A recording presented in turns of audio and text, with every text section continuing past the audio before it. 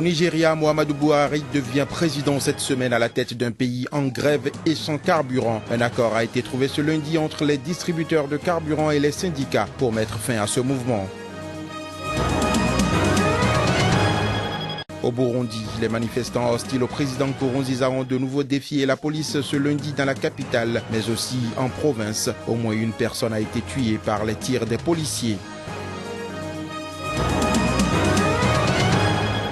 Enfin, au Burkina Faso, l'exhumation du corps de Thomas Sankara et de ses 12 compagnons a commencé ce lundi. L'ex-président avait été enterré à la sauvette le soir de son assassinat en 87.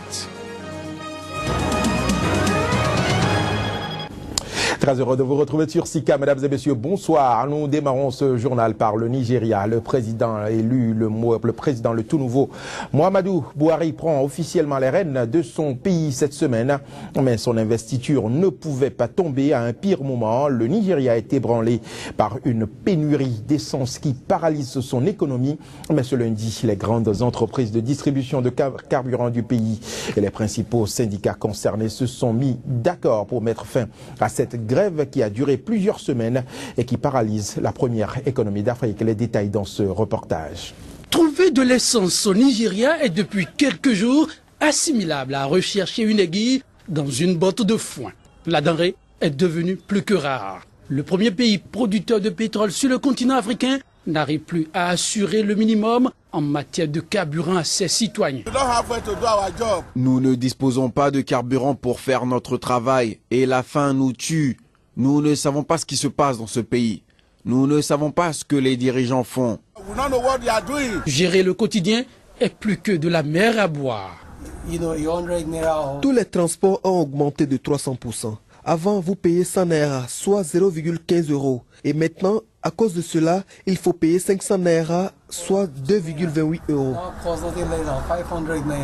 En cause, un conflit autour de subventions impayées par le gouvernement sortant de Goodluck Jonathan aux fournisseurs de carburant. La situation n'impacte pas que le quotidien du citoyen lambda. Plusieurs compagnies aériennes domestiques ont déjà suspendu leur vol, plusieurs radios ont cessé d'émettre et certains opérateurs téléphoniques annoncent ne pas pouvoir continuer à assurer l'alimentation de leur réseau pour longtemps encore. Comme sensibles au malaise généralisé, les grandes entreprises de distribution de carburant et les principaux syndicats en grève se sont mis d'accord lundi pour une sortie de crise. Un ouf de soulagement pour les populations qui, dans l'ensemble, espèrent que la situation sera définitivement réglée en fin de semaine après l'investiture de Muhammadu Buhari, investiture prévue vendredi. Toujours au Nigeria, des avions de chasse ont bombardé 4 villages occupés par Boko Haram dans le nord-est du pays, près de la frontière camerounaise, où se trouvaient de nombreux islamistes ainsi que quelques villageois. Ce sont des déclarations ce lundi des habitants en fuite et des parents des victimes. Aucun bilan n'est encore disponible pour l'instant suite à ces bombardements qui ont duré 6 heures ce dimanche, selon des habitants en fuite.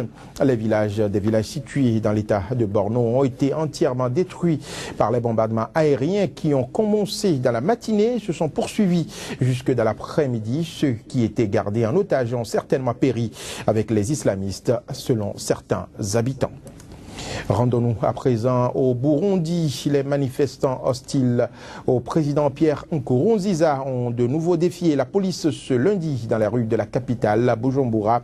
La crise gagne également les provinces où au moins un protestataire a été tué par les tirs des policiers ce lundi. Reportage. Après un week-end de trêve endeuillé par l'assassinat d'une de ses figures, la mobilisation a été plutôt timide dans la matinée pour monter en puissance dans la journée au fil des incidents avec la police. Les policiers avaient pris position dès l'aube dans et autour des habituels quartiers contestataires pour empêcher ou circonscrire tout rassemblement. À Musaga et Kinanira, théâtre la semaine dernière de nombreux affrontements, Kaniosha, Niakabiga ainsi qu'à Ngagara, quartier où a été tué samedi soir l'opposant Zedi Ferouzi, une figure du mouvement actuel contre le pouvoir présidentiel. À Sibitoke au nord, plusieurs centaines de jeunes ont défilé aux premières heures du jour avant d'être dispersés par les tirs en fin de matinée. 5 personnes ont été blessées par balle. Nous ne voulons plus de Pierre Nkurunziza. Nous ne comptons pas arrêter les manifestations tant qu'il est toujours au pouvoir. Il nous tire dessus alors que nous nous battons pour notre dignité. À Kinama, bastion des FLN, mouvement d'opposition dans le nord de la capitale, des centaines de personnes ont manifesté pour la première fois depuis le début du mouvement fin avril. En province, la police a ouvert le feu sur une centaine de manifestants à Mugamba, à 60 km au sud-est de Bujumbura. Une personne a été tuée et 2 autres blessés. Un climat de peur et d'instabilité qui s'est peu à peu installé dans la capitale, où une lente mais inexorable escalade de la violence semble en marche, avec un faisceau d'incidents qui rappelle chaque jour un peu plus les sombres années ayant précédé la guerre civile. Seuls les chefs d'État des pays de la région, qui doivent se retrouver dans les prochains jours, pourraient être en mesure de débloquer la situation, selon une source diplomatique. Le Burkina Faso, à présent, des milliers de sympathisants ont assisté ce lundi à l'exhumation du corps de l'ex-président Thomas Noël Isidore Sankara et de ses 12 compagnons assassinés. C'était en 1987. Cette opération conduite par 3 médecins français et 2 burkinabés qui s'inscrit dans le cadre d'une instruction ouverte en mars dernier par les autorités de la transition a eu lieu dans le cimetière de Dagnoin à Ouagadougou. Je vous propose de revivre ici, à travers ce reportage, l'ambiance qui a prévalu ce lundi dans la capitale burkinabé. Des centaines de personnes se sont présentées aux portes du cimetière de Dagnoin dès 6 h ce lundi matin. Le cordon de sécurité dressé par la gendarmerie a eu du mal à maîtriser une foule nombreuse, majoritairement composée de jeunes qui voulaient s'assurer que les tombes contiennent réellement les corps présumés. La famille et les partisans de Sankara doutent également que son corps s'y trouve réellement. L'exhumation des corps se déroule également loin des objectifs des caméras, la presse n'ayant pas été autorisée à y assister. Mais il y a un problème. Pourquoi on ne veut pas que nous on puisse voir clair dans cette histoire? On peut rester à 100 mètres et puis on voit les affaires. Nous-mêmes on peut aider les gens à creuser. Nous on n'a pas mis ça dans nos motos, on est venu de nous-mêmes. On a un idéal de Thomas Sankara. Aujourd'hui on dit la presse ne rentre pas. La presse est le témoin vivant de l'histoire. Sans la presse on peut savoir quoi? Rien. Pourquoi la presse n'a pas s'il n'y a pas de livre dedans? Il y a livre en fait là. On veut que nous, la presse n'a qu'à rentrer ou bien nous-mêmes on n'a qu'à rentrer. C'est l'histoire. Nous sommes témoins de l'histoire. En 85 on était petits mais aujourd'hui on a grandi. On est là pour la vérité. La patrie ou la mort?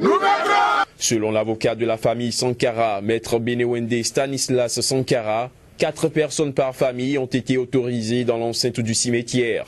Mais la famille du président Thomas Sankara n'était pas présente sur les lieux. Des leaders politiques et représentants du parti sankariste ont pu pénétrer pour assister à l'exhumation. Dans la tradition la tradition de l'homme aussi, dont est originaire le président Thomas Sankara, il n'est pas indiqué d'exhumer le corps d'un défunt. Et moi-même, j'ai interrogé un des oncles du capitaine Thomas Sankara, en tout cas, s'il était d'accord pour l'exhumation, parce que selon lui, c'est le peuple burkinabé et même la population tout entière qui demandait cela. Mais dans la tradition, c'est quelque chose qui n'est pas autorisé. Donc je pense aussi que ça peut être l'une des raisons pour lesquelles la famille Thomas Sankara n'a pas souhaité être présente. Sinon, la sœur Blandine Sankara l'avait véritablement donc annoncé les couleurs que la famille ne serait pas présente pour assister aux travaux d'exhumation du corps. Thomas Sankara a été enterré à la Sauvette le soir du 15 octobre 1987, après son assassinat lors du coup d'État qui a porté Blaise Compaoré au pouvoir. Vous avez compris, c'était donc un dossier de notre correspondant au Burkina Faso, Claude Raogo Oromba. Destination Tunisie à présent, un militaire a ouvert le feu sur ses camarades dans une caserne à Tunis ce lundi. La fusillade a causé le décès de 7 militaires et la mort de l'auteur lui-même au cours du drame. 10 autres militaires ont également été blessés, dont un dans un état grave. Les détails dans ce reportage. La nature de l'attaque reste encore floue jusqu'ici. Si la thèse de l'attentat est isolée par le ministère de l'Intérieur, qui a déclaré que le caporal avait des problèmes psychologiques, le ministère de la Défense, de son côté, préfère envisager toutes les options, du moins jusqu'à la fin des investigations. Le bilan de la fusillade fait état de 8 morts, dont 7 militaires ainsi que l'auteur de l'opération et 10 blessés, dont un grièvement atteint. L'opération d'aujourd'hui, c'est un militaire qui a poignardé son camarade au niveau du point de garde, qui lui a pris son arme puis a ouvert le feu sur le reste des militaires qui étaient présents près du drapeau.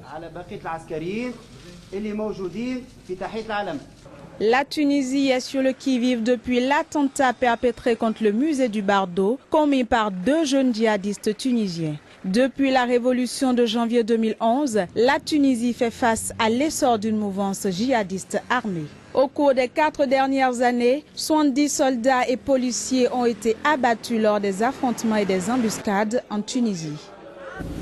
Le Bénin accueille cette semaine un symposium international intitulé Initiative africaine d'éducation à la paix et au développement par le dialogue interreligieux et interculturel. Cette rencontre est une initiative de l'ancien médiateur de la République du Bénin et vise à mettre en place un cadre de dialogue interreligieux et interculturel sur le continent africain.